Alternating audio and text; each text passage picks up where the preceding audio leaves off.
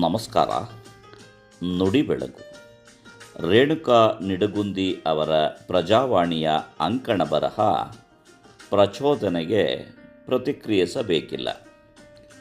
ಒಂದು ಆನೆ ನದಿಯಲ್ಲಿ ಸ್ನಾನ ಮಾಡಿ ತನ್ನ ದಾರಿಯಲ್ಲಿ ಸಾಗುತ್ತಿತ್ತು. ಅದು ಒಂದು ಸೇತುವೆಯನ್ನು ಸಮೀಪಿಸುತ್ತಿದ್ದಂತೆ ವಿರುದ್ಧ ದಿಕ್ಕಿನಿಂದ ಬಂದ ಹಂದಿಯೊಂದು ಕೊಳಕು ಕೆಸರಿನಲ್ಲಿ ಪೂರ್ತಿ ತೊಯ್ದಿರುವುದನ್ನು ಗಮನಿಸಿತು. ಆನೆ ಶಾಂತವಾಗಿ ಒಂದು ಬದಿಗೆ ಸರಿದು ಕೊಳಕು ಹಂದಿಯನ್ನು ಹಾದು ಹೋಗಲು ಅವಕಾಶ ಮಾಡಿಕೊಟ್ಟು ನಂತರ ತನ್ನ ದಾರಿಯಲ್ಲಿ ತಾನು ಸಾಗಿತು. ನಾನು ಎಷ್ಟು ದೊಡ್ಡವನಾಗಿದ್ದೇನೆ ನೋಡಿ.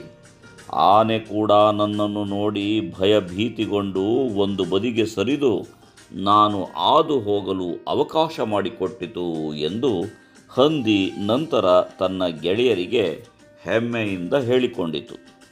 ಇದನ್ನು ಕೇಳಿದ ಹಲವಾರು ಆನೆಗಳು ತಮ್ಮ ಸ್ನೇಹಿತನ ಕ್ರಿಯೆಗಳನ್ನು ಪ್ರಶ್ನಿಸಿದವು. ನೀನು ಪಕ್ಕಕ್ಕೆ ಸರಿದಿದ್ದು ಭಯದಿಂದಲೇನಾ?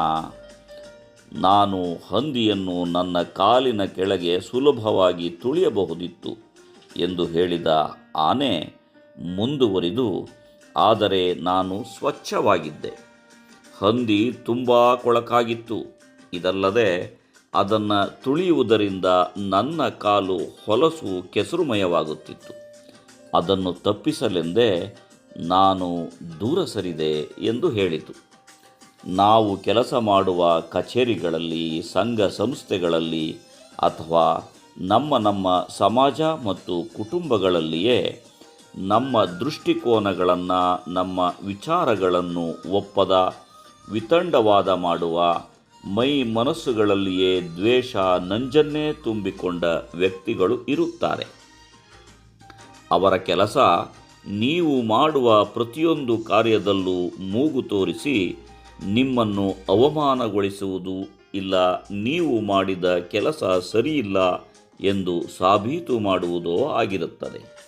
ಅದಕ್ಕಾಗಿ ಯಾವ ಮಾರ್ಗವನ್ನು ಅನುಸರಿಸಲು ಹಿಂಜರಿಯುವುದಿಲ್ಲ. ಒಬ್ಬ ಬುದ್ಧಿವಂತ ವ್ಯಕ್ತಿಯು ನಕಾರಾತ್ಮಕ ವ್ಯಕ್ತಿಗಳಿಂದ ಅಂತರ ಕಾಪಾಡಿಕೊಳ್ಳುವುದು, ಅವರ ಸಂಪರ್ಕವನ್ನು ತಪ್ಪಿಸುವುದು ಭಯದಿಂದಲ್ಲ, ಬದಲಾಗಿ ತಾವೆಷ್ಟೇ ಶಕ್ತಿಶಾಲಿಯಾಗಿದ್ದರೂ, ವಿಚಾರ ಆಲೋಚನೆಗಳು ಎಷ್ಟೇ ಶುದ್ಧವಾಗಿದ್ದರೂ ಕೆಲವೊಮ್ಮೆ ಕೆಲವರ ನಕಾರಾತ್ಮಕತೆ, ದೋಷಯುಕ್ತ ಆಲೋಚನೆಗಳು ನಮ್ಮನ್ನು ತೀವ್ರವಾಗಿ ಪ್ರಭಾವಿಸಲು ಪ್ರಚೋದಿಸುವಂತಿರುತ್ತವೆ.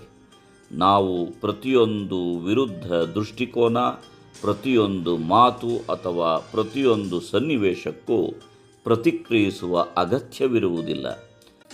ಸಂಯಮದಿಂದ, ವಿವೇಚನೆಯಿಂದ ನಮ್ಮ ದಾರಿಯನ್ನು ಬದಲಿಸಿಕೊಂಡರೆ ಸಾಕು.